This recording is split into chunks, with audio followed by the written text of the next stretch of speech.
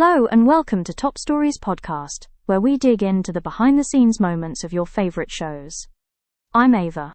Today's headline: on the set of Outer Banks, a dramatic incident has surfaced. The show's director allegedly screamed at and physically confronted a crew member, prompting key cast members Stokes and Madelyn Cline to step in. What happened? What does it mean for the set culture? Let's break it down. According to reports from outlets including TMZ and People magazine, the incident occurred during the filming of Season 5 of Outer Banks in Dubrovnik, Croatia. Executive producer and co-creator Jonas Pate reportedly grabbed and shook a female production assistant while screaming at her. Witnesses say tensions had been high on set previously, and that this interaction crossed a line.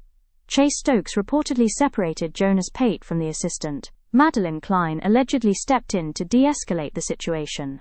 At the time of reporting, neither Netflix nor Pate's or the cast's reps had issued public comments. This isn't happening on a small scale. Outer Banks is filming its fifth and final season, which always raises pressure, expectations, and production intensity. Filming in Dubrovnik, Croatia, means a remote set, international cast/crew, long days and high stakes. Any hiccup or miscommunication can spark serious issues. Sources suggest the crew had seen similar behavior from Pate before.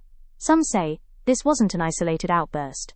Because the show has such a dedicated fan following and high-profile cast, incidents like this attract extra scrutiny for potential effects on morale, scheduling, and public image. Why this matters? Crew morale and safety. When a director allegedly grabs and shouts at a PA, it raises concerns about workplace safety, power imbalance, and whether standard protocols are in place. Cast in a fragile position, Stokes and Cline's intervention suggests they felt compelled to step into a role beyond acting. That may reflect respect for the crew, but also increased responsibility on set. Reputation risk. For Netflix, for Outer Banks, for Jonas Pate. Public media reports can create a narrative of a toxic set. That can affect future work, cast relations, and even viewer perception. Public transparency. The reports note that the alleged behavior was not unusual, but this is the first time it's surfaced publicly.